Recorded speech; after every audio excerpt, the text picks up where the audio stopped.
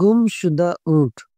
حضرت ابراہیم بن ادھم رحمۃ اللہ علیہ سلطنت کے بادشاہ تھے۔ ایک رات کا ذکر ہے کہ آپ اپنے محل میں سو رہے تھے۔ آدھی رات کے وقت چھت پر کھٹکا ہوا اور شور و غل سا مچا۔ آپ کی آنکھ کھل گئی، کان لگا کر سنا تو یوں محسوس ہوا جیسے چھت پر بھاری بھاری قدموں سے کوئی چل رہا ہے۔ حضرت ابراہیم بن ادھم رحمۃ اللہ علیہ نے دل میں خیال کیا کہ یہ کس کی جرت ہے جو آدھی رات کے وقت محل کی چھت پر چل رہا ہے۔ پتہ نہیں کون ہمت والا ہے، یقیناً یہ کوئی انسان نہیں بھوت ہے۔ آپ نے محل کی کھڑکی کھولی اور اپنی گردن باہر نکال کر چھت کی طرف منہ کرتے ہوئے اونچی آواز سے پکارا، کون ہے؟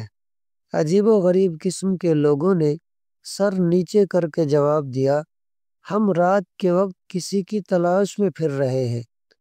حضرت ابراہیم بن ادھم رحمۃ اللہ علیہ نے حیران ہو کر پوچھا، کیا تلاش کر رہے ہو؟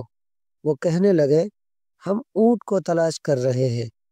حضرت ابراہیم بن ادھم رحمۃ اللہ علیہ بولے، کبھی کسی نے گم شدہ اونٹ کو چھت پر بھی تلاش کیا ہے؟